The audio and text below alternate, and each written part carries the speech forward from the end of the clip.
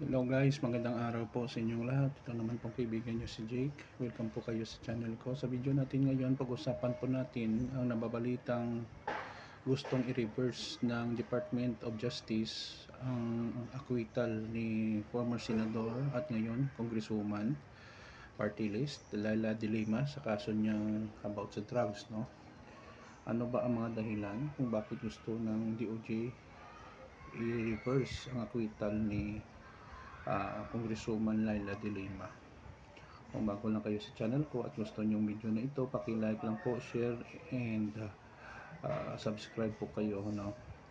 Ayon sa balita, no, ang pag-reverse o pag-apila ng Department of Justice or DOJ sa acquittal ni Senator Leila De Lima ay isang sensitibong at legal na issue. So, ano ba ang mga posibleng dahilan bakit gusto nilang i-reverse ang acquittal ni Senador or rather Congresswoman Leila De Lima? Una-una, may nakitang legal na error or irregularidad sa desisyon ng korte. Halimbawa, kung sa tingin ng DOJ ay may malalim na interpretasyon sa batas o may procedural lapses, halimbawa maling pagtanggap ng ebidensya, pwede nilang apilahin ang acquittal. Ikalawa, kapag hindi pa final at executory ang desisyon, hindi naman po ito nakapunta po sa Supreme Court ng kaso niya, no? Sa lower court lang, doon lang na-acquit. Sa legal na proseso, ang desisyon ng korte ay maaari pang i-apila kung hindi pa ito final at executory. Sa kasong ito, ang acquittal ay galing sa RTC o Regional Trial Court, ayon po sa ulat, at hindi pa galing sa Court of Appeals or Supreme Court.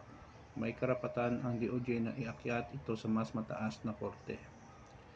Pangatlong dahilan ay sa paniniwala ng Department of Justice or DOJ na may sapat pang ebidensya na hindi nabigyan ng bigat or weight sa kaso.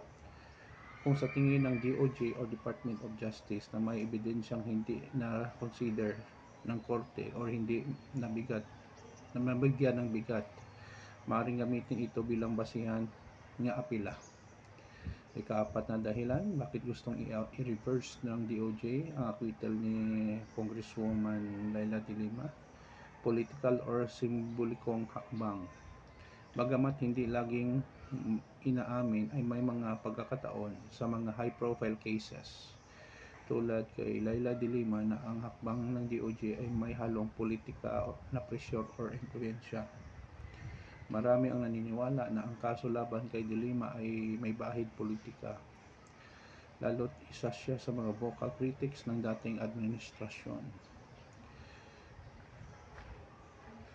Ayon sa update ng mga kaso ni De Lima, sa tatlong kaso ni Leila De Lima, acquitted siya sa korte dahil kawalan ng sapat na ebidensya. May natitira pa siyang kaso noong 2024, ngunit maraming beses nang binawi at ng mga pangunahing testigo ang kanilang mga testimonya. Maraming human rights groups and foreign governments sa lokal na organisasyon ang nanawagan na palalain na siya. Ano pong konklusyon natin sa ating ulat?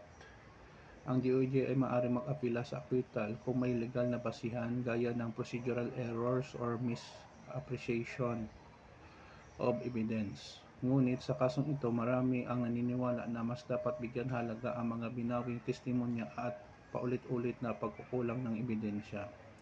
Kaya marami rin ang tutol sa anumang hakbang na muling buhayin ang kaso. Yun po guys, no, ang mga posibleng dahilan kung bakit gusto i-reverse ng DOJ ang acquittal ni former Senador Leila De Lima. Maraming salamat po sa inyong panonood at suporta. Please like, share, and huwag kalimutan mag-subscribe kung bago lang kayo sa channel ko. Ito naman pong kaibigan nyo si Jake. Paalam. I love you all. Ingat po tayo lagi.